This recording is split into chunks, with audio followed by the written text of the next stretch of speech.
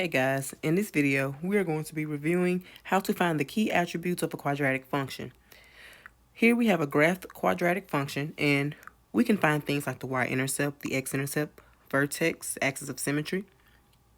And if you can remember, x-intercept, roots, solutions, and zeros, well, essentially, they're the same thing, but functions have zeros, expressions have roots, equations have solutions, and graphs have x-intercepts. But essentially, like I said, they're going to be the exact same thing. So let's take a look here. First, I'm going to try to draw this graph in a different color so you can see it a little better. Okay, if you remember, we have our x-axis, which is going to be our horizontal line, and our y-axis is going to be our vertical line.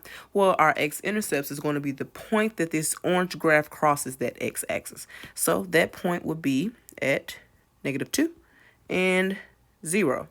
If you can remember, whenever you have your x-intercept, your y value will always be 0.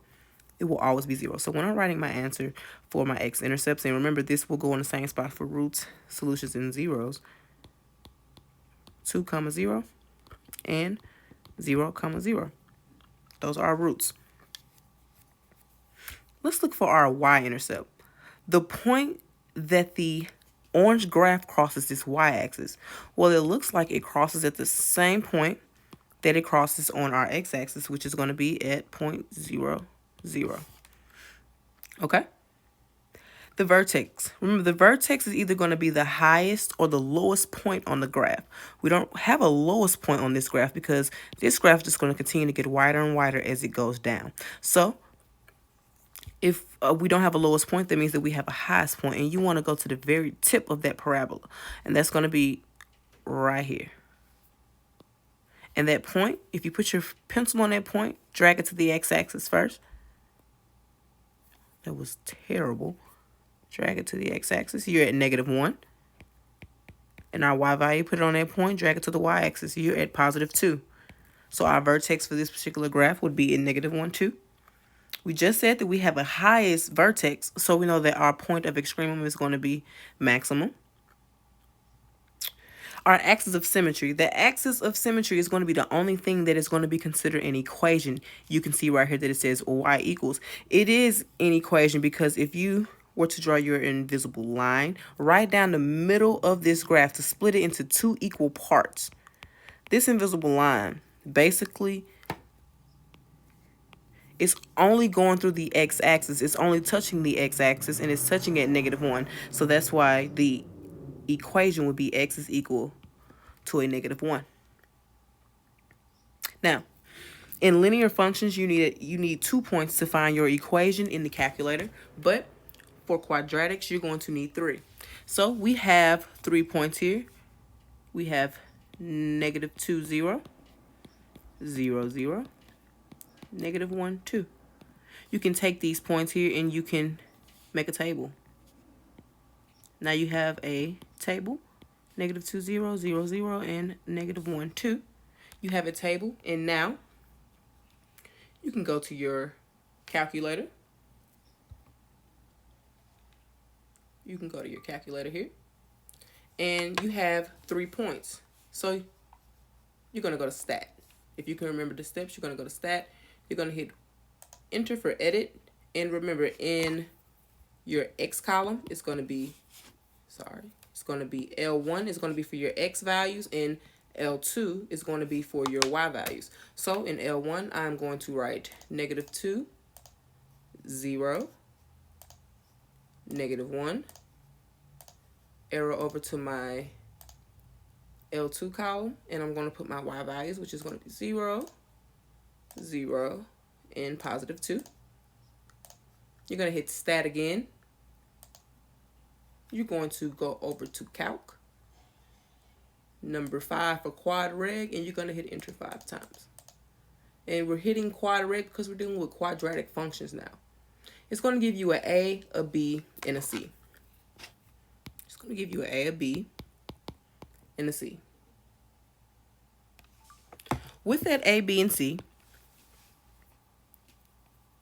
-2, -4, and 0, you are going to see above that A, B, and C on the calculator, you're going to see y equals ax squared plus bx plus c. This is going to be standard form for a quadratic function. Standard form for a quadratic function. And these values that we just found right here, you are going to substitute those in to these variables. And you're going to write everything else the exact same way. So I can write my equation down here. Y equals, instead of writing a, I know that a equals -2. So y equals -2x squared plus, I don't have to write plus because we have a -4. So instead of plus, you're just going to write minus. Minus 4x. And I don't have to write that 0 because it would just be plus 0 and it'll basically fall off. And it's pretty accurate because remember, the last number that does not have a variable in your quadratic function. So this last number in your quadratic function, that's going to be your y-intercept. And that checks out because our y-intercept is indeed 0. So you don't necessarily have to write that plus 0 for the equation, but it definitely did check out. So this will be our equation, and now we have pretty much found the key attributes of a quadratic function. All right, let's do another example here. First thing we want to do, let's find our x-intercepts, roots, solutions, and zeros. The point that this graph crosses the x-axis is going to be at these 2 points right here. And that's going to be at +1 and at +3. So remember, x comes first in the ordered pair.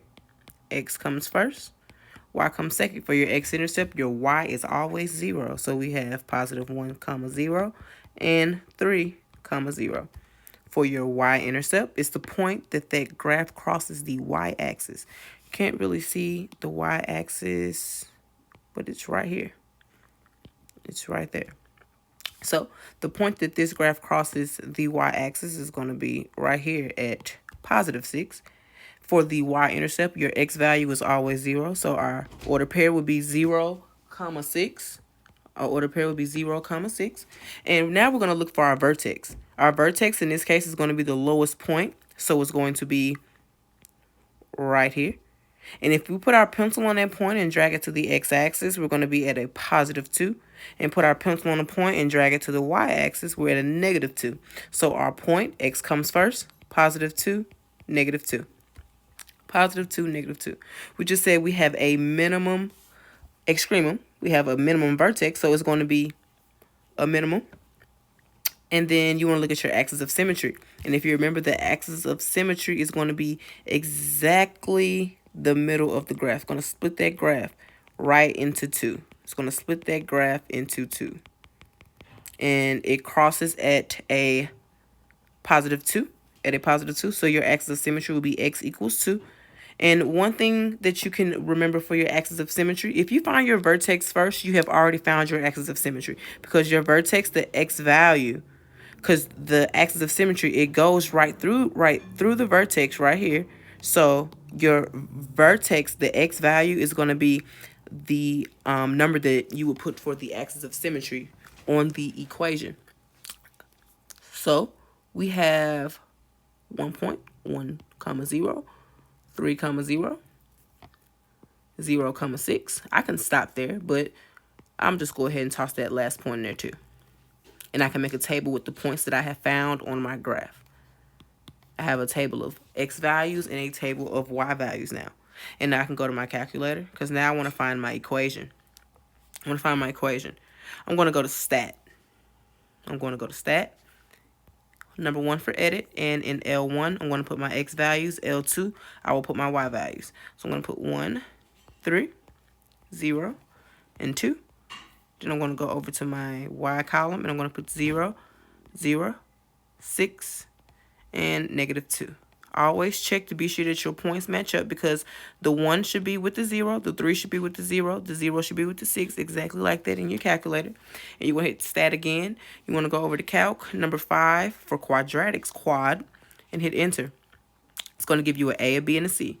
The A is 2, the B is equal to -8, and the C is equal to 6. On this calculator, don't worry about that, R squared. Above it, you will see again, it says y equals ax squared plus bx plus c.